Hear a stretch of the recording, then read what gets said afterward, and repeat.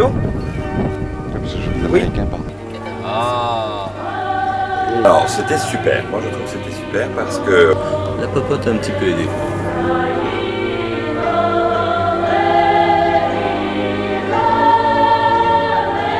Et vous avez 5h30 de vol.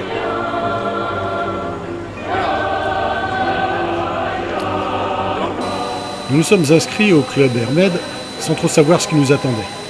Après l'accueil par les gentils organisateurs, nous embarquons sur un vol charter spécial de la compagnie Maybe Airlines, au confort plus que rustique.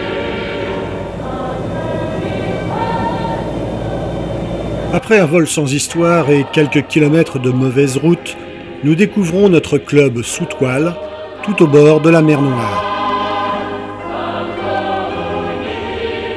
Dès l'arrivée, le pot de l'amitié nous attend, afin de faire connaissance entre gentils organisateurs et gentils membres. De suite après, afin de nous mettre dans l'ambiance, un repas costumé nous est servi, le thème étant tenue de camouflage. Heureusement, le club fournit les déguisements.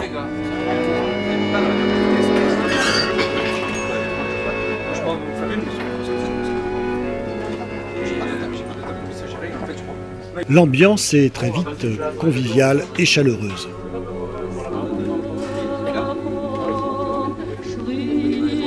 Après le café, nous voulons remercier le cuistot, mais nous ne le trouvons ni dans sa réserve, ni dans sa cuisine.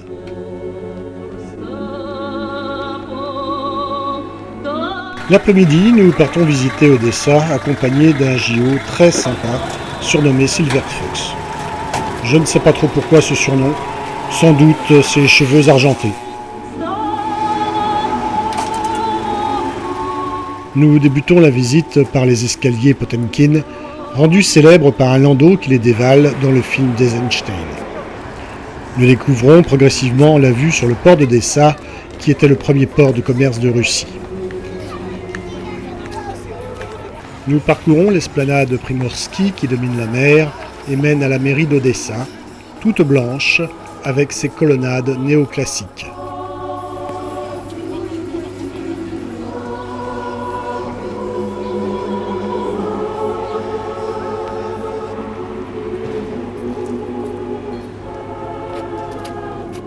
Nous négligeons le musée d'archéologie, ni ne visitons l'opéra, pourtant l'un des plus beaux du monde, mais en restauration, pour aboutir à la Deravoskaya, la rue piétonne en plein centre-ville.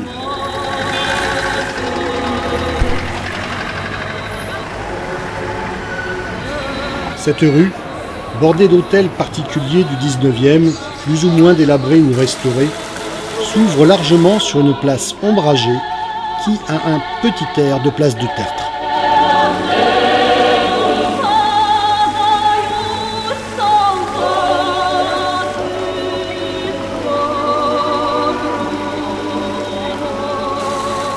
On y rencontre les marchands de souvenirs qui se mélangent aux joueurs de dominos.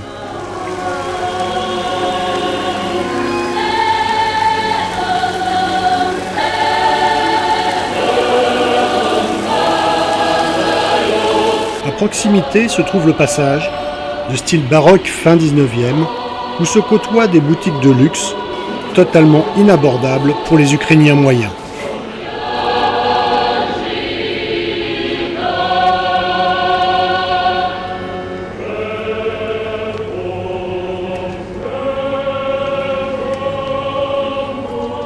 Le centre d'Odessa est aéré de nombreuses places, ombragées par des tilleuls odorants, où se disputent en plein air des parties d'échecs ou de dominos.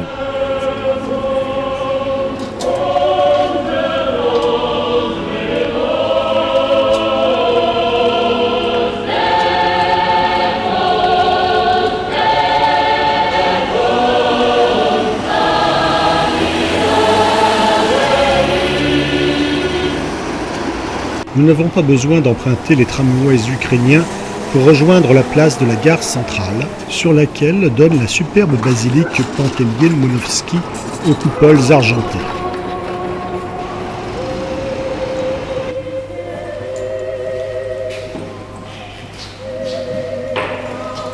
L'église elle-même est située à l'étage.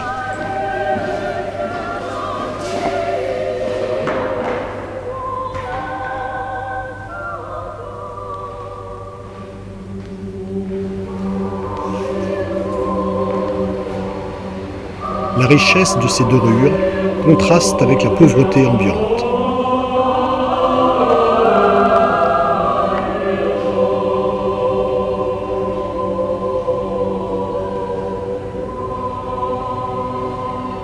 Au pied du Saint Protecteur, chacun peut laisser par écrit ses prières. En ressortant sur la place de la gare, nous trouvons un McDo, prouvant la disparition totale du rideau de fer.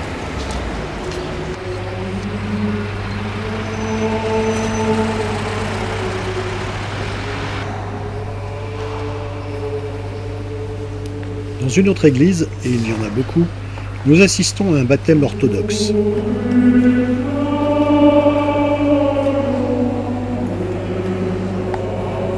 Toutes les églises sont riches, entretenues par un peuple miséreux, mais heureux de retrouver sa liberté du culte.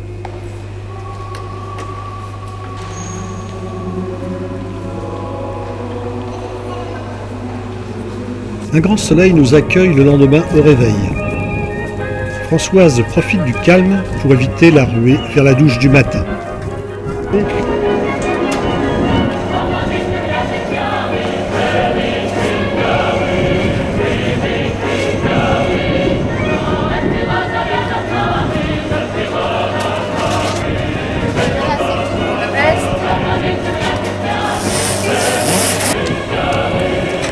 D'autres GM en profitent pour faire leur petite lessive, en regrettant l'absence de laverie automatique, seul point faible du club. Chacun fait sécher son linge sous la tente, soit suspendu au fil, soit directement sur les lits picots.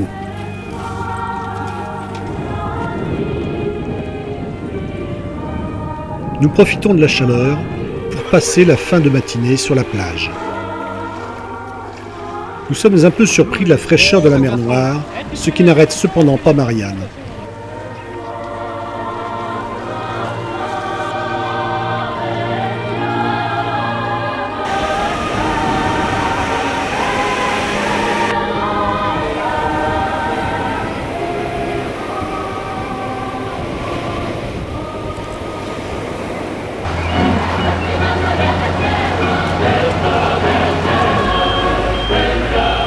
L'après-midi, les Géos ont organisé une excursion à Eugene, petite ville de la grande période du collectivisme où se tient quotidiennement un marché. Il n'est pas très grand et à cette heure, les étals sont presque vides.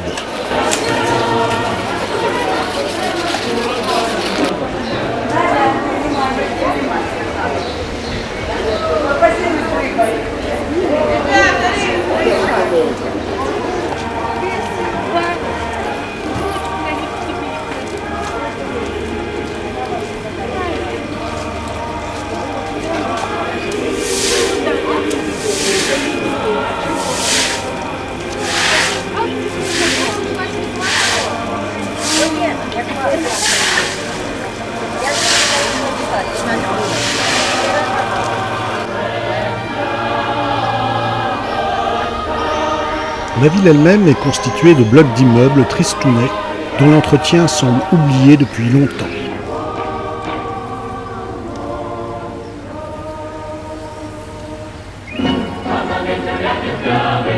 De l'autre côté de la rue, l'église locale brille de tout son or. Elle semble neuve et choque presque en face de ces blocs de béton.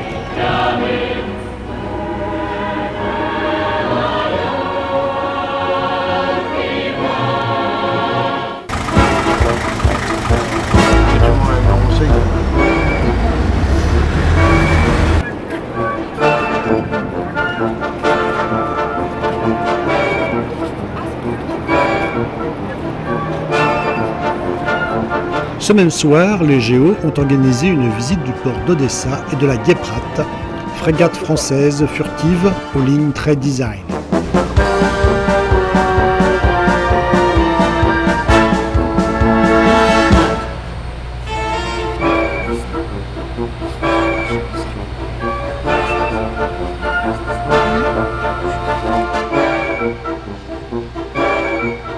C'est le médecin du bord qui nous sert de guide.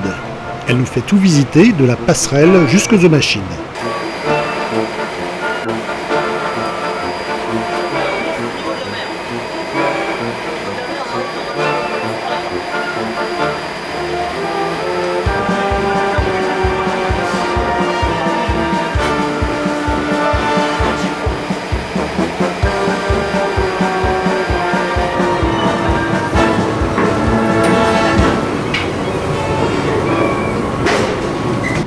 intéressant quand même. Alors on est proportionnellement on est un des bateaux les plus féminisés, donc vous voyez sur 150. Il n'oublie bien évidemment pas de nous présenter son infirmerie avant de terminer par le mess des officiers.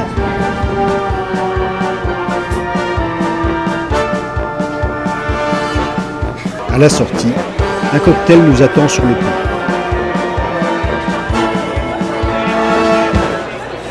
Nous quittons le Guéprat à la tombée de la nuit pour terminer la soirée dans un restaurant ukrainien.